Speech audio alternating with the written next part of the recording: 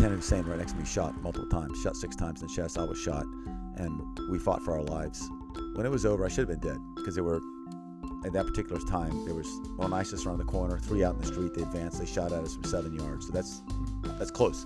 Advanced within 4.5 yards, shooting at us. It shot us up. God help me. I thought I was dead. God help me, and I fought back, and I lived. But I remember thinking, the point of this little story is, God, don't let me waste. I shouldn't be alive. By all rights, I should be dead. Today on the podcast, we talk with Dave Eubank. Dave's a missionary who works in some of the most conflicted zones around the world, places like Iraq and Syria, Sudan, and Burma. He's one of the most fascinated people I've ever talked to. I hope you enjoy this discussion. Dave, welcome to Nations Media. We're so thrilled to have you here. This is our first podcast here in our little makeshift studio, so welcome. Thank you. And can I pray? I'd love it if you prayed. Lord Jesus, this place is excellent. And I ask for your spirit here all the time to displace all others and guide us and bless nations with all the money, finances, relationships, business ideas, physical health and strength, and protection, and that your word would go out through them all over, and bless this podcast too, Lord, in Jesus' name. Amen. Amen. I just pray you get a lot of money, man, to pay for this. It's world class. Thanks, man. Yeah, it's neat. Well, hey, Dave, you've become a good friend, and I've always admired just your approach to life and Christianity and faith. And I was made aware of you by articles in the New York Times, Newsweek. I mean, a lot of people have covered you, and a lot of people have tried to fit you into certain boxes. But how would you describe yourself? I would describe myself as someone who is blessed by God beyond anything I've done to deserve that, and grateful. I describe myself as someone who wants to be an ambassador for Jesus. I describe myself as someone who wants to be free of things that entangle and enslave, and also just free in general, or just run amok. And as a grateful child of wonderful parents, my dad's 90. They've been on the mission field in Thailand for almost 60 years. And my mom and my dad, and a brother to wonderful sisters, a husband to a wife I really don't deserve. And in fact, I'll just say one thing about her. Without Karen, I would do many more bad things and many fewer good things. And I had no idea when we got married that would be one of the foundational blessings. And then 3 kids, so I'm a father to them. And then we have the Free Burma Rangers, which is a relief organization. I'm the leader of that. And I like every sport there ever is, even cricket. And that's how I describe myself. I like that. Seems like everyone wants you to be the machine gun preacher. Do you feel like the machine gun preacher? Not really. I feel like, I guess in the description, I would say I'm a cowboy and a soldier. Those 2 things. I mean, physically, really a cowboy. Ride horses, and my kids rodeo, and I love that life. Had horses my whole life. We have a bunch now in Burma and Thailand, even in Iraq and Syria we have horses. So, and then a soldier, I was in the infantry and then Rangers and Special Forces in the U.S. Army. And that's never really left me. Like a friend of mine said, Dave, all of us went through Ranger school that were in the Rangers, and we all graduated, but you never did. You never got out of that school. You're still living in that school, man, walking around with a rucksack on, and you like it. What's wrong with you? In the Battle of Mosul, we're going down the street, and this Marine, really good friend of mine, helped save my life twice in the Battle of Mosul. He said, Dave, I was in Fallujah. I got shot 4 times back in 2004, and I hate this stuff. You like it. It's like, man. So I think I'll always be a soldier of some kind or the other. I like that life, and it comes naturally. But I want to be one for Jesus, and I want the weapons to be spiritual and love. Sometimes you have to do physical things in this world, and sometimes people won't listen to talk or love or anything. Sometimes, but those are rare exceptions. So I'm not also much of a preacher, so I usually don't have a machine gun, so I'm not a qualified machine gun preacher. But I always just ask myself when I'm doing anything, can you be an ambassador of Jesus right now doing this? Is this really what he wants? And just ask him. I love that.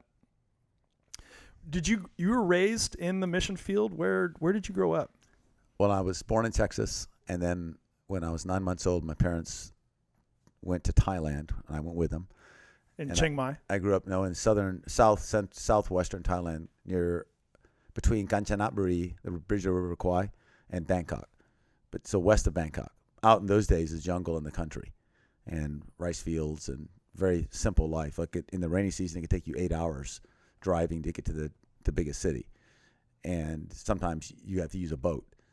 So I grew up, my dad taught me how to shoot when I was 5, how to ride a horse when I was 5, how to swim. You can learn earlier, but there was no ocean, so we had to go to the ocean to swim. And I grew up in a wonderful life. There was no school, so I eventually went to a boarding school in northern Thailand, in Chiang Mai. Okay. And there, this Vietnam War's going. So we had the CIA based out of Thailand flying missions into Laos. And we had special forces guys from Laos and Vietnam, U.S., coming back and forth, because Thailand was one of the major bases, a lot of air bases there as well. So I was in Boy Scouts. Boy Scouts then were like Baden-Powell's Boy Scouts. Baden-Powell founded the Boy Scouts based on his experience in the Boer War in South Africa, where they needed everybody they could get. They needed boys to go out there and be scouts. Like, look, where's the enemy? I didn't know that. Yeah, that's how it started. Wow. So it was how you have an auxiliary force of young men who aren't really going to go fight, because they could be 11 years old. But everybody's needed who can ride a horse and is tough and knows fieldcraft to be eyes. And then on top of that, you're giving us some people you need to train. People who grew up on ranches, you don't need to train them. They already know it. But a lot of kids from the city, they needed training how to live in the woods and live. And then part of it was character development. God was at the center of the Boy Scouts in those days as well. And scouts came over to Thailand. Well, my scout master was my dad, who's a missionary. And so I had brutal times. So if I passed to get a merit badge, I had to do like 5 times to make sure there was no favoritism. And my dad no nepotism. No. My dad had been an Eagle Scout, but one of our advisors ran the CIA operations out of northern Thailand. And he'd been a paratrooper in World War II. You ever see Band of Brothers? Yeah. He's in the scene at Nijmegen, and there's a Lieutenant Brewer gets shot through the throat. It's a very short scene. Right. He gets shot through the throat, and he's laying around on the ground, thrashing around, and he passes out. And the medic runs to him in the movie and goes, he's dead. Well, in real life, the medic said that. He's dead. What doesn't come out in the movie, Brewer said, nobody liked me because I was a bad, mean guy. And they were kind of glad he was dead. And maybe that does come out a little bit. But anyways, Brewer wakes up by himself in a bunch of dead bodies. And the Germans are coming because this is a bridge too far. Yeah. The Allies are retreating. And he's there, dead, left for dead. And Dutch Boy Scouts come and save him. And he said, if I lived and died trying to hide him, because then the Nazis were coming back and just finding all the right. Allies who were wounded and hiding. That's an iconic scene. Yeah. So that guy, he said, if I live, I'm gonna give my whatever extra life to Boy Scouts. So he's our Boy Scout advisor. Tough dude, man. So he would coordinate. We'd go on a 10-day hike, and these are like 20-something miles a day with all your gear over the mountains. And then maybe day 5, you're out of food. You can't carry that much food. And I'm 11 years old. And then he'd fly his porters, these little Pilatus Porters stole aircraft, fly them over us. We cleared a little drop zone with these, walkie-talkies those days were this big. And you talk, vector in on 270-degree heading, and I sit out there, and then you give your hand and arm signals for 5 degrees this way, hold steady, and then like this, and then you guide them in, and then execute. So I'm 11 years old, and then calling in airdrops. It was cool. That was awesome, Boy Scouts. I carried a rifle. I mean, we just did like the Boy Scouts were started to do.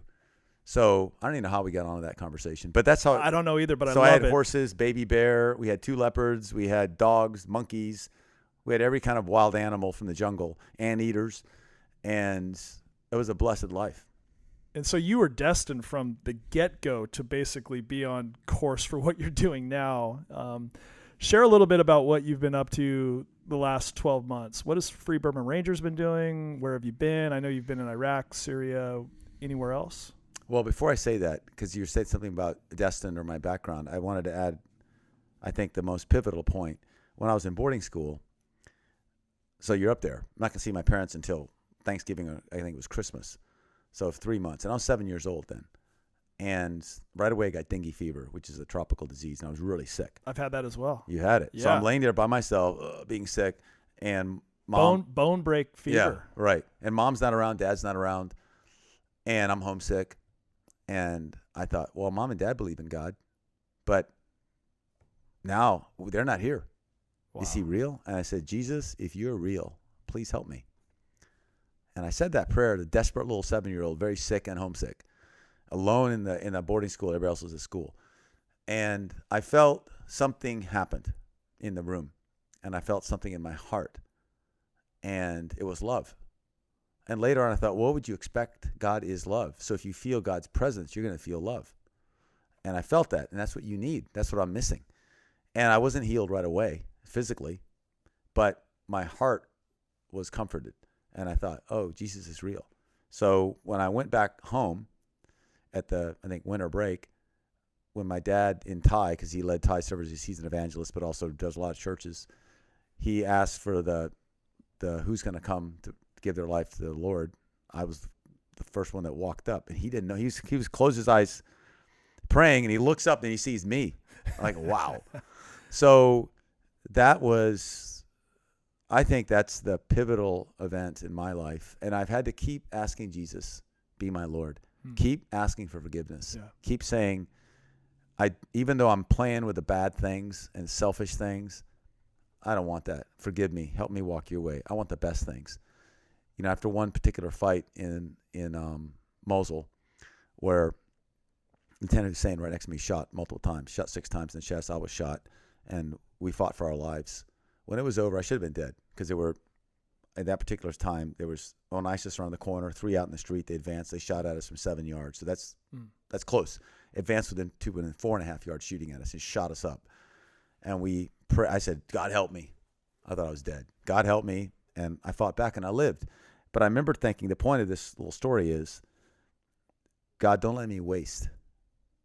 I shouldn't be alive. By all rights, I should be dead. I don't know how I lived through that. So don't let me waste it. Let me take this life as a gift and give it back and be useful. You've been more than useful. You've seen your ministry start in Burma and now has spread to conflict zones all over the place. How did it start in Burma? Well, in Burma, we were actually back in the United States. So I was in the Army for 10 years. Rangers, yeah. and then Special Forces, and which is 2 different groups. Then I was getting out, and I met Karen, and she wouldn't date me, but she'd climb. So we climbed Mount Shuksan, and we climbed all over the Northwest. And then I got ready to go to Fuller Seminary, and at the same time, a tribe in Burma called the Wa came out of Burma to Thailand asking for help, and I was invited. Go help. So, to make a long story short, Karen said, I'm in. And we were engaged at Carmel, right on the beach. Wow. And then we got married down in Malibu at Leo Carrillo Beach, right in the crashing waves. It was awesome. And then we went to Burma. So we were invited. That's how it started. It wasn't my idea. We were invited by a tribe in Burma. And that was in 1993. How did they hear about you? How did they know to invite you? Well, my parents had been there for a long time. Okay. And when they trekked to Thailand to get help, they met the missionary community, and people know my mom and dad. They went to the house, and there was a picture of me with a green beret, which means Special Forces, and a uniform from when I was in the Army. My parents had up and said, who's that? They know what the Green Berets are because of the Vietnam War. Right. And they said, is he a follower of Jesus? And my dad said, yeah, he's going to seminary. And they said, well, we are a warrior people, because the Wa are. They were headhunters, one of the last headhunting groups in Southeast Asia.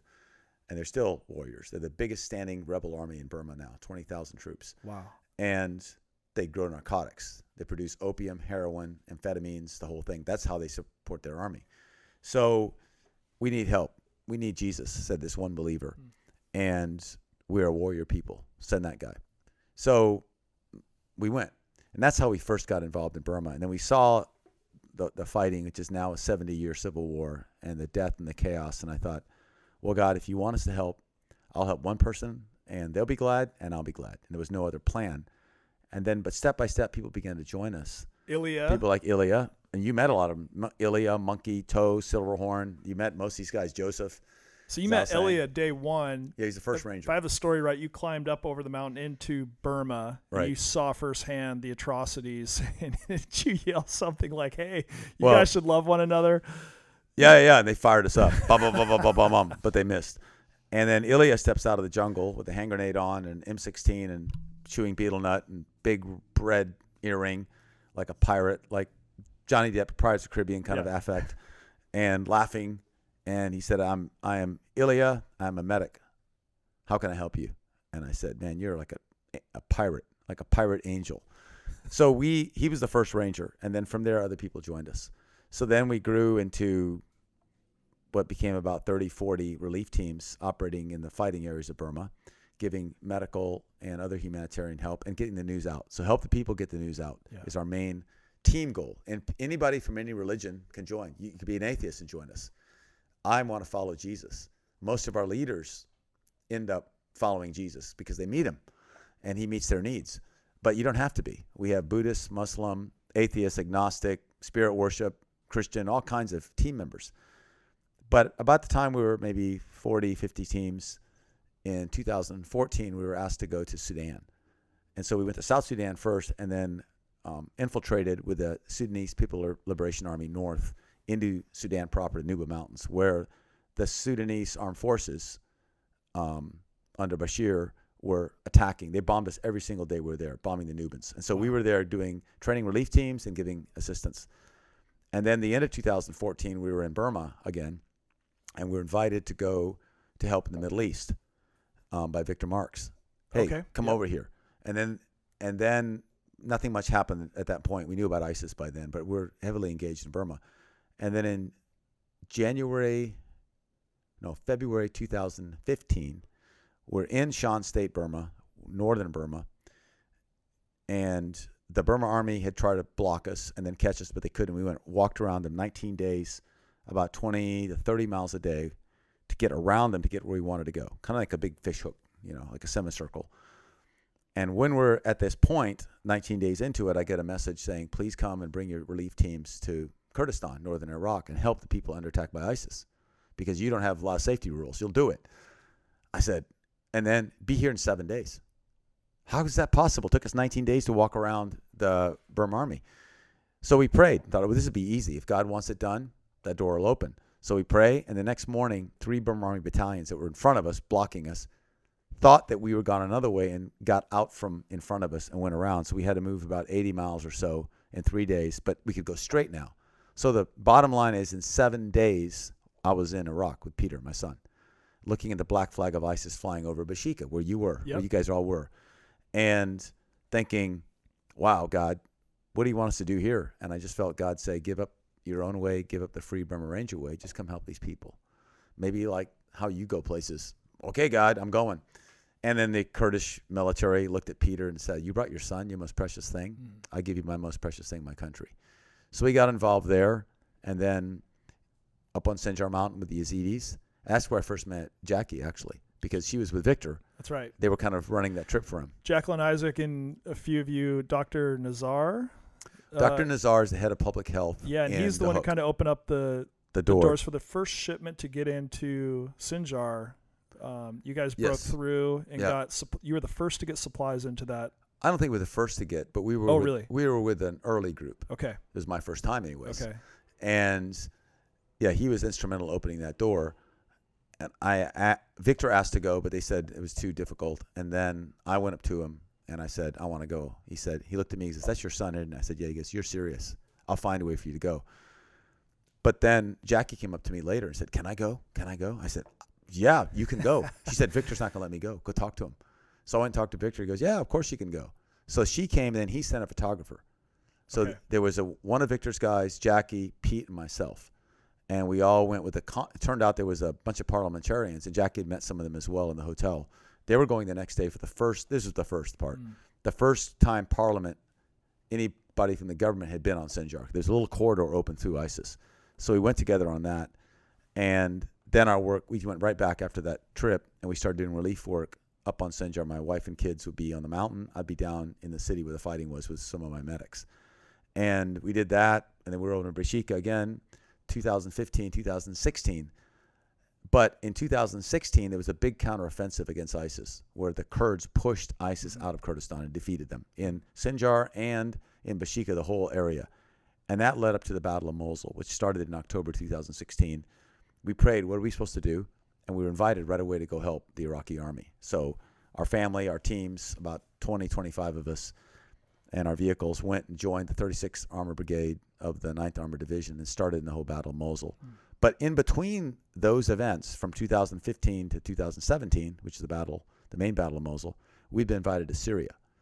And so we'd been in and out of Syria. And you asked me a long time ago in this interview, what'd you do the last few months? Well, actually, we've been in Syria. So after the Battle of Mosul, we started going to Syria more. And that's where we most recently come back from. Okay. Last time I saw you, Mosul was freed of ISIS, but you still couldn't get in. So how, if you can share, how do you get in and out of Syria? It's next to impossible it's really tough for journalists. How do you do it? Well, prayer. Yeah. And originally going to Syria, we'd go through Mosul, and we'd get special permission to do that. And it was never easy. We always found a way. After the battle, during the Battle of Mosul, very easy. You do whatever you want. Do whatever you want. You get shot, you can do here. it. Yeah, exactly. You can go wherever you want. We need your help. After the Battle of Mosul, things changed. It was more difficult, but we always made it through.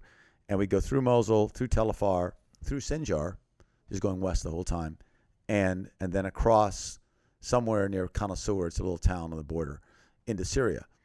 But by 2018, that had closed. But we still were able to go because the different generals and colonels who ran the security for the border of the Iraqi army were all people we'd fought with in Mosul. Okay. I mean, one time we were told, no. And I get out of the car, and this guy yells, David, Daoud. That's my name in Arabic. Daoud. What are you doing here? And he comes up. He'd been shot in the foot right next to me. Ilya had treated him. He was the commander. We were together in a failed attack against a hospital controlled by ISIS. There was no more patients in it. It was just a strong point. It's the same area that a few days later we'd rescue that little girl and run behind the tank and rescue. It's the same area. Okay. But before we could get there, we got beat up by ISIS pretty bad. Lost a lot of people. Well, he was the leader of one of the groups that lost a lot of people, but we were the only medics for him. So we became very close. So when he got to the border, he said, "Where are you trying to go?" Into Syria. I said very sheepishly, because it's totally illegal. And he goes, "Dave, you can do whatever you want to do. But first, you have to have dinner with me." It's like, you know how God gives you these gifts? He didn't just open the door. We hadn't eaten either the day. Huge feast. And then he says, "You need fuel, don't you?" And he fills our vehicles up with his gas. And then he escorts us to the border, tells everybody, "These are my special guests," and off we go. So that went on 2018. But at the end of 2018, that was shut. And all new units came in, and there's a lot of conflict on that border. So then, how are we going to cross when the last battle against the physical stronghold of ISIS in Baghouz, Syria, was taking place in January 2019? How are you going to get there? So we met through another friend, a guy named Brandon Wheeler, wonderful guy. We met some of the leaders of Kurdistan, and then I got to meet who's now the president of Kurdistan. He was then the prime minister, Nurchivon Barzani. And maybe you've met him. You met Barzani? Yeah. Wow. What a great guy. He told me a great story about his son. He said his son to ask him, "Daddy, you know what that is on this building? That's a cross, son." It's a little Christian village like Karakosh or something. Yeah. And he goes, "Dad, you know who that is?" "Who is it, my son?" That's the cross of Jesus." He goes, "Huh. Jesus is God's son. You know that, Daddy?" He goes, "Yeah." And he goes, "Son, what about Muhammad?" He goes, "Daddy, I already know Jesus. I know God. Don't confuse me." Wow. And then so Nurchivon said, I later told this story to the Pope. And after the Pope took me around the whole Vatican and walked me out, the Pope turned to me and said, "Nurchivon, don't confuse your son." Wow. Yeah, what a guy. And I said, "How can I help you, sir?" I said, he said, "Pray for me." And then I said, "Okay," and I prayed with him. And he said, "Why are we meeting? I've heard about your family. I saw you on TV. You're rescuing people and you help the Kurds. But why? What do you need from me right here?" And I said, "I need to go to Syria." He goes, "Done. 1 year, 24 hours, anytime you want to cross with anything you want to cross. I trust you guys." I was like, really? That's amazing. Yeah, that's hard. You can't take vehicles across. Right. It's hard to get across. So I said, oh, wow. I said, what else could I do for you besides pray? He said, you know the Nineveh Plains. The Christians, almost all the Christians are gone outside the east side of Mosul, and even West Mosul, they're gone. Mm-hmm. No one wants to move back because there's so much conflict and different warring factions, and the Christians won't go back. When the time comes and is right, and we can get the Iraqis to agree, I want you to help us move the Christians, Yazidis, Shabaks, and other minorities back in the Nineveh Plains. I want you to be part of that. I said, that's a disaster area, man. And he goes, yeah, but Dave, you love disasters. And a very wise man. I said, okay. I said, because I love you, because I love your people, if God opens that door, I'll do it. I don't know. I don't see how I could do anything but fail because I don't know how to fix. I can't fix that problem, but I'll help you. I'm in this thing with you, man, all the way. And so then we went to Syria. Drove all our vehicles. Pete's up in the turret of the Humvee, and our Humvee, driving into Syria, and like people looking like, who are these people? And we went up to a place called Baghouz, which is right on the Iraqi-Syrian border where the Euphrates River runs into Iraq. And that was the last stronghold of ISIS. ISIS had been defeated in Mosul and Tel Afar, Ramadi, Fallujah, chased out of Iraq. I mean, there's still many in hiding, but they lost all their physical places and vehicles. And they were chased into Syria. They fought for Raqqa, their capital. They lost it, moved to Deir ez-Zor, lost it, and just being beat down the Euphrates River until finally they're at the Iraqi border. And the Iraqi army's on one side, the militias on the other side. Across the river is Assad's forces supported by Russians and Iranians and Afghans, some Mujahideen there, fighting ISIS. And on this side, there's the Kurds and the Arab coalition, the Syrian Democratic Forces, SDF, jammed up, and then coalition of U.S. and other NATO powers flying air and then artillery, just hammering ISIS. And it was into this above this little stronghold that our family was there with our teams. And it turned out there weren't any NGOs providing immediate relief. There were NGOs back in refugee camps, but there was nothing in the front line. So in 6 weeks, we treated 4,000 shot people, fed 25,000 people. And that was not with our resources. We don't have that kind of resource. But other churches around the world said, hey, you're there, we're going to help you. Yeah. It was a miracle. So I'm just grateful to them that we were able to run a 24-hour caravans, 8 hours from Qamishli. It's a liberated town, kind of. It's not fighting anyways, near the Iraqi border, all the way to the front line. And we had our little circle of steel set up, our armored vehicles in a circle, and our ambulances and my family in the middle, and piles of food and blankets and diapers, because, babies, thousands of babies coming out of here, and shot people. And we'd deliver babies, take care of babies, take care of moms, kids, and then some of the men started coming out. And they were put to the side, and the U.S. forces would come and do the biometrics on them and all that. And they were shot, wounded, or just given up. It's just amazing to me that in this time in the world that we've got UNICEF, we've got, you name it, we've got so many NGOs and nonprofits and the Red Cross and here you are, you're just one guy. Take your family, you take a few who help, and you're treating so many people in these conflict zones that the whole world's aware of because of the news. That's remarkable, Dave. I'm just blown away by that. It's almost baffling to hear that this one guy is doing so much in these crazy conflict zones. Well, we did not near enough. And, most conflict zones we're not the only people at all. Like the Battle of Mosul, there was all kinds of people. Right. Now, we may be the only or few actually in the real fighting, but behind us, there's like Samaritan's Purse, huge, taking care of hundreds of thousands of people, running probably the best field wartime hospital I've ever seen. Were they doing the best job in Iraq? Oh, phenomenal job. Samaritan's Purse did at every level. Yeah. And there were many other people doing a lot more than we did. Syria was different in that in this little battle space, the powers around there made it very hard for anybody to go help. I just think God got us there in the Kurds. That was it, because we were not wanted there. It's not just that NGOs were too afraid to go, or it was there were blocks in place that made it very hard to go help ISIS. I'm not sure why. No one wants to help ISIS be ISIS, but when you're got a 2-year-old shot in the head, and we had a few of these, or a 5-year-old shot in the belly laying on the ground, they didn't choose to be there. And also, how are you going to change the mom's hearts or even the dad's hearts This is your opportunity to take care of their kids and give love. You can put them in prison too, but right now they're bleeding. Right. You just got to watch them die. The ones that survive will hate you forever and have good reason to, because you're really no different than them. Yeah. And so I'm just very grateful to Nurture von Barzani and the regional government of Kurdistan that let us get in and give us all these access, and then to Syrian Democratic Forces, the Kurds and Arabs on that side, that made it possible. Those are the two entities that made our work possible. And in the church worldwide that gave the support, prayer, and supplies that we could feed these people. It was brutal. I'll share tonight, a couple stories about it.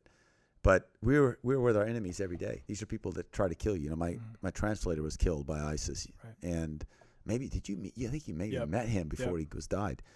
And we lost lots of friends by ISIS. But here we are with an opportunity to help them. And I remember one day there was a bunch of men captured, and I called and they hadn't eaten or drank anything for days. They're in big trouble. So I was about 500 yards away in the desert, and I crawled to our little circle of steel on the radio and said, hey, someone bring me food and water for 60 people, 60 men. So Joseph, one of the people you met also, drives up with my daughter, Suzanne, a bunch of food and water. And Suzanne, uncovered, starts handing it out, and the men look at her in shock because they're desperate for food and water, but it's a woman. A foreign, uncovered woman is standing and giving them stuff, and they're sitting on the ground.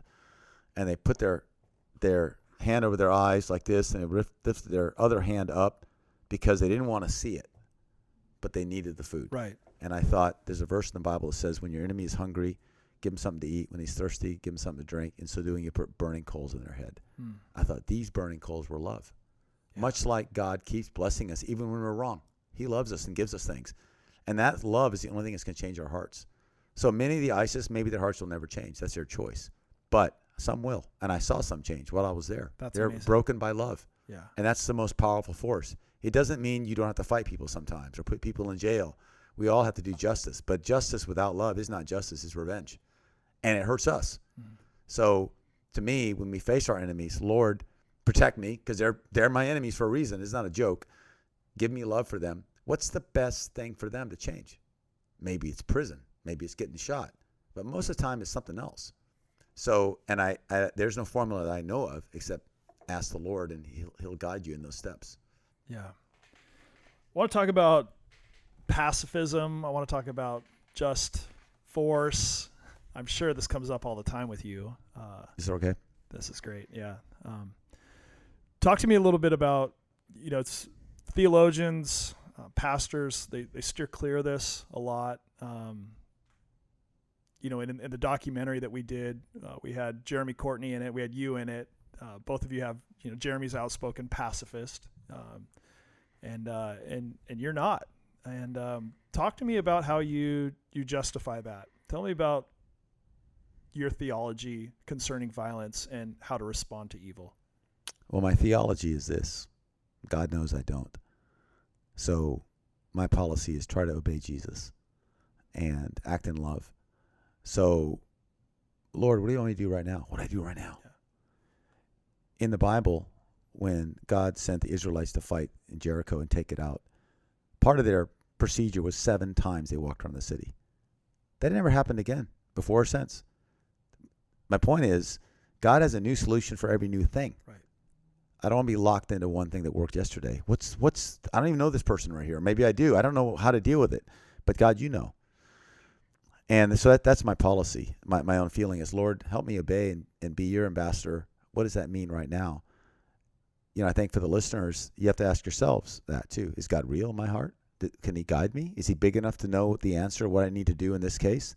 And also, for people who are pacifists, if that's how you feel God led you, I wonder, what do you do then when you see someone getting murdered or raped or beat up? Do you ever call the police? Because if you call the police, you're no longer a pacifist, because they're going to come with force. There's a reason the police are going to come, not just because they got a uniform. No one listened to that. They've got weapons, finally, that they will use, and they got things behind them. So if you say you're a pacifist, that may be what God called you to be. And I wouldn't doubt it. I wouldn't dispute it with someone. That's what God's calling is. But my personal question, maybe philosophical and practical, is where's the line? Right. Someone else does your dirty work. Someone else protects me. Someone else rescues this person.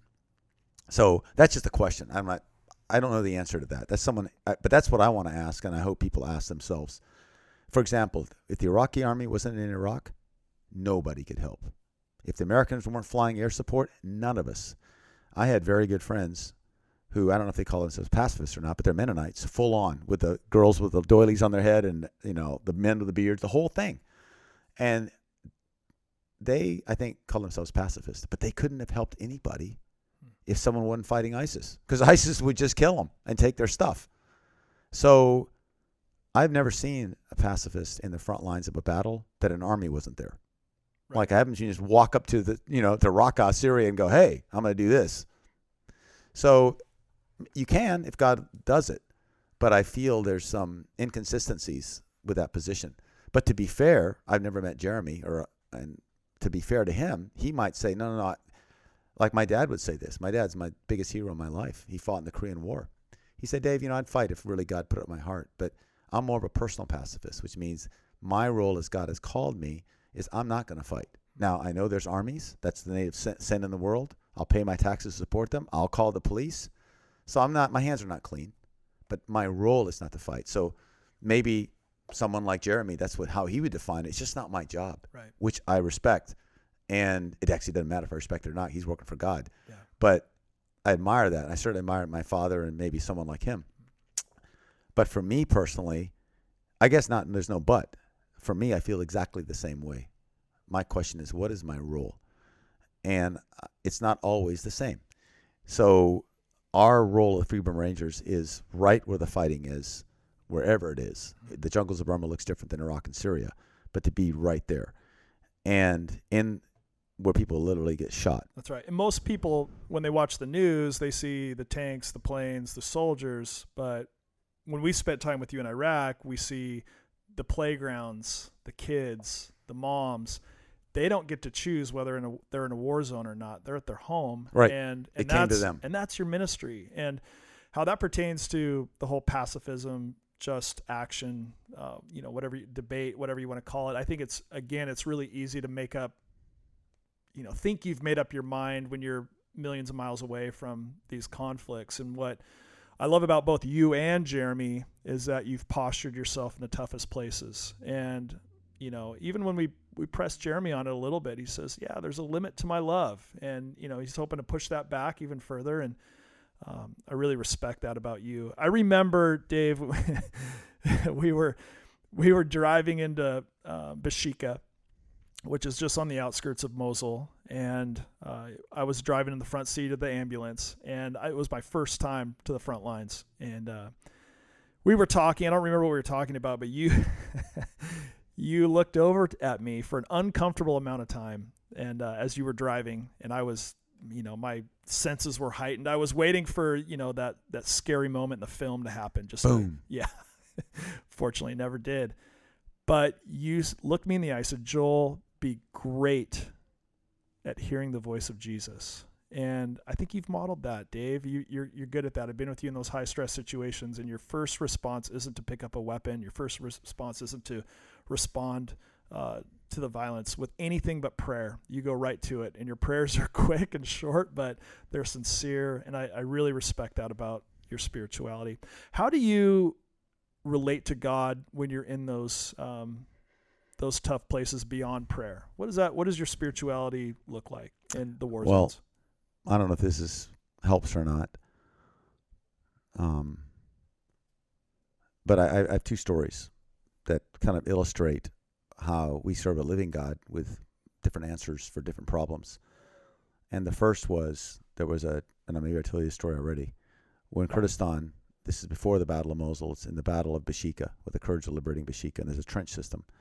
And ISIS is fighting all over there in this trench, and they're fighting the Kurds, and I get up to it, and there's bullets everywhere, bah, bah, bah, bah, right there. I mean, now I'm like 25, 30 yards from the trench, and there's fighting. And you could say, well, why are you there, man? Go back somewhere else. I say, why? So other people can get shot, and then I have to wait how long? You get shot for mortal bleeding, you got minutes. You can't be like, hey, get the missionaries who are hiding up here. It'll take them 20 minutes because they got to be safe. Right. if God called you to that, do that. But he never called me. We pray every day. What are you going to do? He called us to be with people right in their time of need. So I'm up there with them. Bullets are coming in, and I'm pinned down just like the Kurds are. And I thought, Lord, what do I do? And before I listened really for an answer, I gave my quick message to God. I don't want to go do this because they're in the trench. First guy in the trench is dead. These 3 ISIS guys will kill us or kill me, whoever tries to do this. So it's a stupid one. You're going to die. Number 2, I'll lose all my missionary church support. People will go, what are you doing, man, fighting? You're a missionary. So I don't want that. Number 3, it's not my job. It's these guys' job. And when I thought that, I thought, they're thinking the same thing I'm thinking. Anybody who goes in that trench, whose job it is, you're dead. You'll be doing no more jobs. You got wife and kids at home. Why? Let someone else do it. And the last argument was, I'll be dead. So I'll be dead. I'll lose my reputation and my funds. It's not my job, and I'll be dead. And I told this to God, and I said, what do you want me to do? And clear as a bell, I heard this. Do your best. And do your best means something different for everybody. But I was a soldier, and I know what you should do. And so I assaulted the trench. And as I assaulted the trench, a psalm came to my head unbidden. I can't even remember what it was. It was very comforting, like way in the background. Only like a month later, I thought about that and realized that was a psalm. Well, what do you expect when God says do your best? He didn't just say, okay, good luck, bud. If he says do your best, he's with you. So one by one, I fought these ISIS guys. One by one, I killed them. It's pretty brutal. The Kurds, halfway through it, tried to help me. They got shot. And they said, well, enough of that. And I should have died. I was 2 steps away from one of them as we rolled into the trench and faced each other. That's almost like me and you right now. I've seen the video. Yeah. Oh, you saw the trench video? Yeah. Well, it's more I watched you not only that, but I watched a grenade land about 10 feet from you and explode, and 4 yards. Yeah. I mean, you're standing there like Mr. Bean, like a statue. Yeah. Well, I'm just waiting for you to get shot, and you didn't. And then you rolled into the trench. You hear gunfire, and then I don't know how you rolled out of the trench. How did you do it? Because that was a steep trench wall. Fear. It was a supernatural fear. But anyways, so that's and if you've seen the video, it's more like Mr. Bean, or like it's not. It doesn't like Mr. Action Guy. So when that was over, I remember I prayed for each one of those ISIS guys that Jesus would forgive them, and I prayed for should I be forgiven, but I didn't feel any snap of conscience. I just felt sorry for them, like, man, you chose this death. You're going to keep killing. Who knows how many women you've raped already and killed, and men too. You're going to keep killing till this end happens. That was very clear. They'll never give up. So I thought, someone has to stop this. And for me, it was God said, do your best. Okay. So I prayed for them that they'd be forgiven. Later on that night, I called my wife, Karen, and I told her, and she prayed with me. I said, Lord, show us the truth of what happened. Not our own self-defense mechanisms where they're wrong, we're right. And I woke up the next morning completely at peace and happy. I thought, oh, okay. Well, a few days later, a good friend of mine, a Norwegian pastor, said, Dave, God told me to tell you this. He gave you grace to kill those ISIS and stop them from their destruction. And he forgives you. Don't operate outside his grace. And I thought, if God told you to do something, why does he need to forgive you? Because you're still a sinner. I don't know the answer to this, but my thought is you're still a sinner. He's the only righteous judge. And so you need forgiveness too. All your motives are not pure. Certainly mine aren't. And so you're not better than these guys. You just need to stop this for their own sake and for everybody's sake. So that's one story. Just about 2 weeks later, we were in the liberation of Faisalia. No, I'm sorry. It was 2 weeks earlier. 2 weeks earlier, the liberation of Faisalia, the American airstrike had killed 8 family members accidentally. And the people were mad. And there was about 200 men gathered around. They were furious. And they were crying and wailing. And there was the kids from less than 1 year old all the way up to the mom and dad in their 40s, all dead. And the other family members who survived were all gathered around beside themselves in grief and anger and frustration. And we were there. We just liberated this town. But the liberation meant nothing to them. They just lost their whole family. So I prayed, what should I do? And I first thought, I'm not going to go to that crowd, that mob. One, it'd be like disrespectful. I'd be like rubbing salt in their wound. Second, as an American. Second, they're just trying to kill me. And third, what do I got to say? I didn't do the bombing. And I stopped and prayed. I said, Jesus, what should I do? So just like the scene before where I was in the fight, this one was, Jesus, what should I do? And it became very clear, you're here to be my ambassador. anybody's but mine. So I ditched all my gear, but I kept a pistol hidden under my shirt because I don't know what's going to happen. And I walk into this group with my translators going, this is a bad idea. This is a bad idea. Are you crazy? They're going to kill us. I said, that's okay. They won't kill you, man. They can kill me. And I walked up to them and I said, I'm so sorry for what happened. I'm an American. It's also my fault. It's not just the government and us. We're all in this together. I'm sure that was an accident. I bet that pilot's got kids. And if he knew, because it was an ISIS position 100 yards from this house. One bomb hit the ISIS position, took them out. One bomb hit the house. So it was definitely an accident. And I'm sorry. And I apologize. And we'll try to make it right.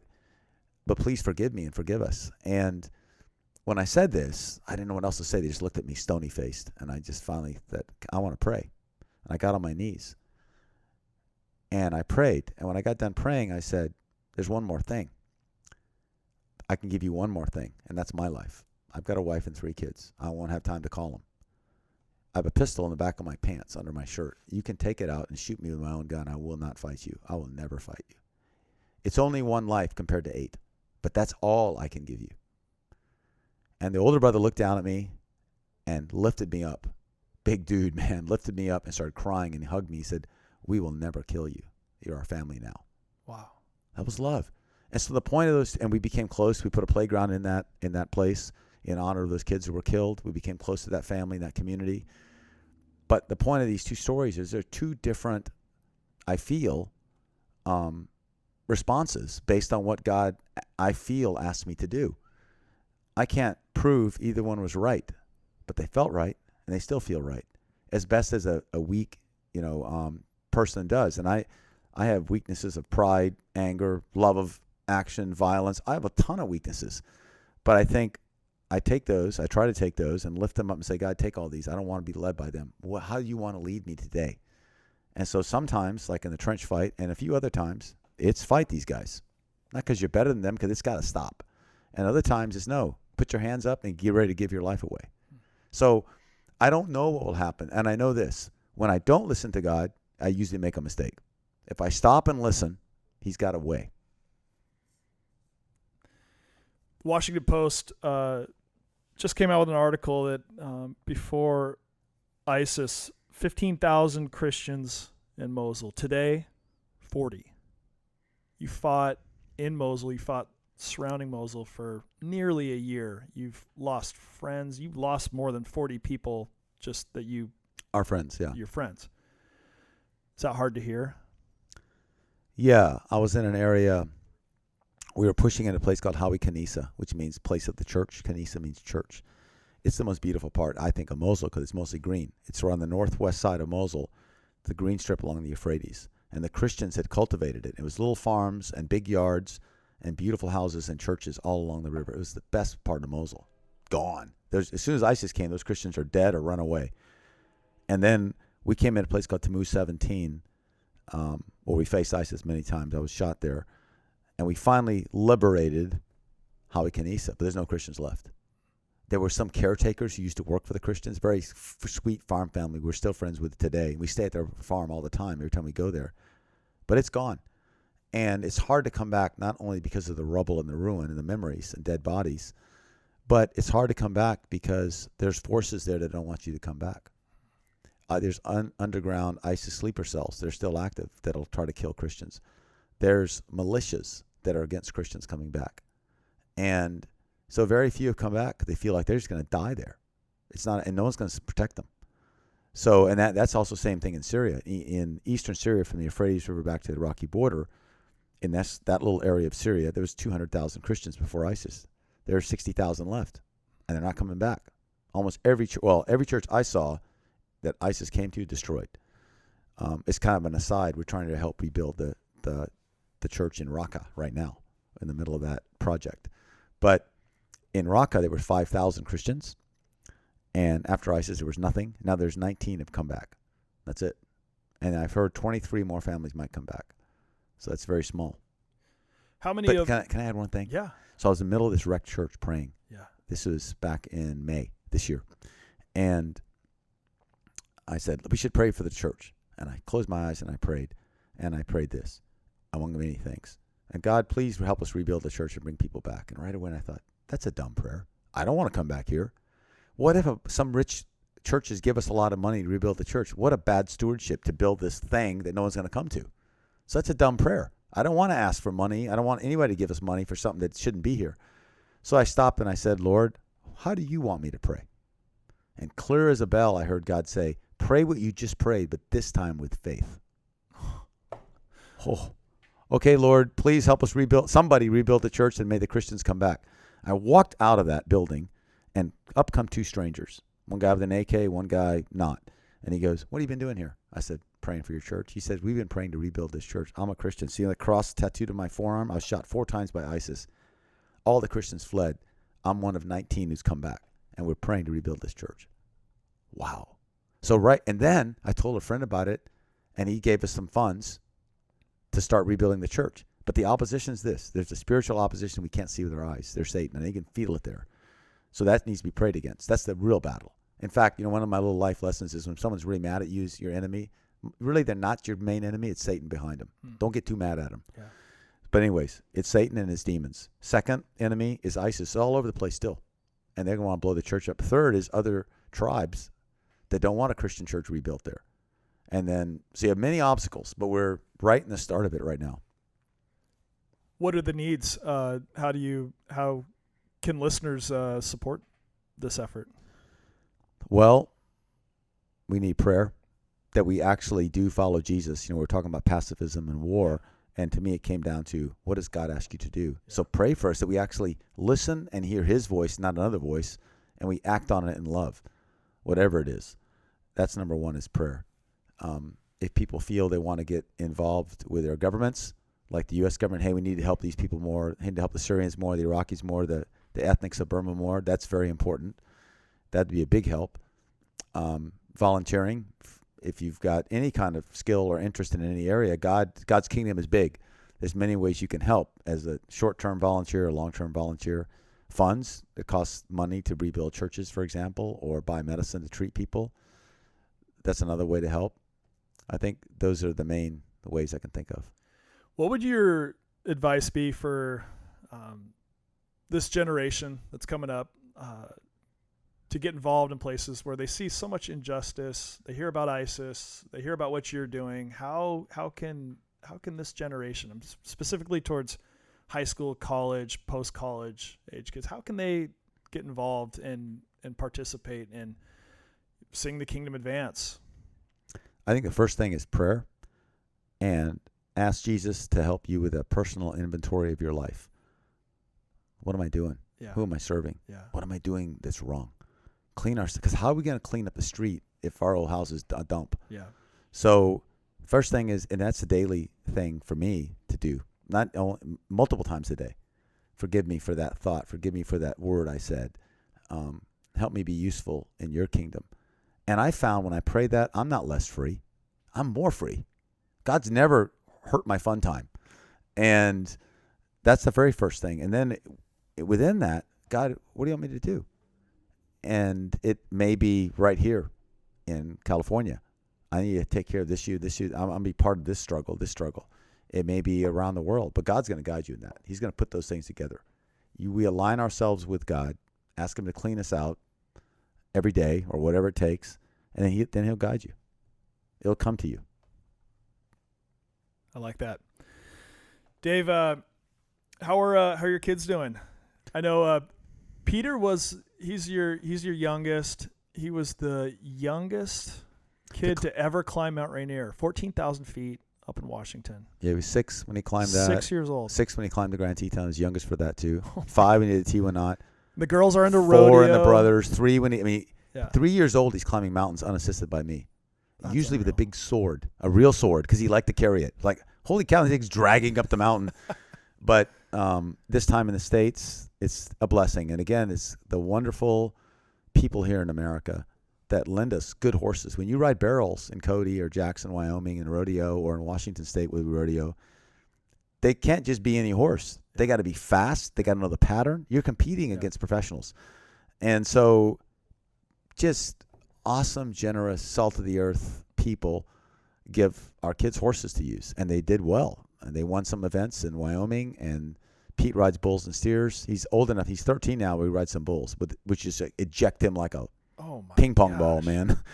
And girls race barrels, so that's fun. This morning we got to surf. We get to climb different places.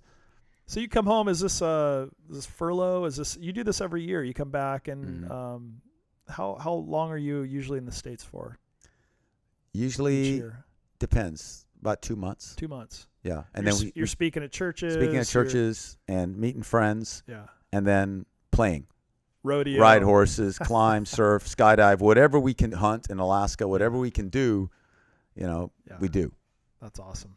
And that's all a gift from other people. The very truck we drive, a friend of ours in the East Coast just gave it to us. Wow. So I love God's gifts. You don't get to choose them, but they're pretty awesome. What are your needs moving forward for this next year? What do you feel God's calling you to? Where is he calling you? And can I go with you? Please come. Come to Burma, man. You think it's like Hobbit land. It's like Avatar and Hobbit land put together. There's, for example, in our camp, there's no locks on the doors because there's no doors. Yeah. Don't steal. Yeah. It's sweet. And it's beautiful jungle.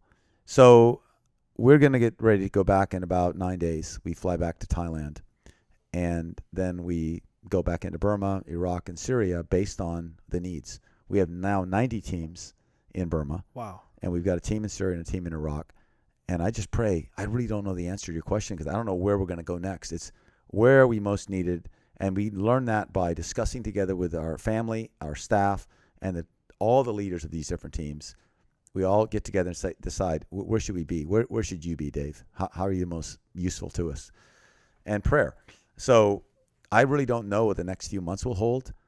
On the side, I'm working on a book right now mostly about the Battle of Mosul. So it's not the comprehensive Free Burma Ranger book, but it'll start in Mosul. It'll give you a couple chapters into how we got to Mosul, some of the stories I told, and who are the people in Burma, who are the Free Burma Rangers, because you're going to see them again. And it's really going to focus on about 9 months of the Battle of Mosul. And the reason is because it felt to me like the things we learned from God and each other all came to a point, a very sharp and clear point in Mosul. And we learned about love and about forgiveness and about the difference between revenge and justice, which is love, and about standing against evil and about evil in our own hearts and about wonderful people from other religions and cultures that are now our family. So, and the power of Jesus to change lives and over the power of, once trying to run through an open area that ISIS had covered. And I was so scared. I just prayed, what do I pray? And I felt Jesus say, use my name. I said, okay, Satan and demons, you can't stop us. ISIS, you can't see us. If any of you don't like this prayer, talk to Jesus because I'm running behind him. Well, he's real. And so you can't control him, but he's real. And we learned and experienced many things that we just want to report on and say, this is what we did. So I'm trying to finish that this year. Good. And so I'm working on it right now, actually. Awesome. And I'll send you a rough edit. I would love to do that and to tell me, hey, Dave, what the heck? This is horrible. But well, not me. We'll put the editors on that. Yeah. I can't spell my name without grammatically screwing So something we'll try to do that this year. The documentary's coming out early next year. That's Chris Sinclair's project. Right. Chris, Brent, a guy named Dave of Diodox. Yeah, Diodox Films. Right. They spent couple of years with you filming this. Yeah. It's pretty extensive. And then we gave our Iraq footage that we it's shot beautiful with footage. you. And I can't wait for this documentary to come out because I think it will really give people insight into your story because, again, it's so fragmented. We hear little bits and pieces about, where Dave Eubanks and Karen and the team is, but to see the whole story kind of unfold visually will be very important. And Dave, I'm so thankful for you. I'm so thankful for your friendship. I'm so thankful for the example you are to the church, to not be fearful of the front lines, not be fearful of the spiritually dark things.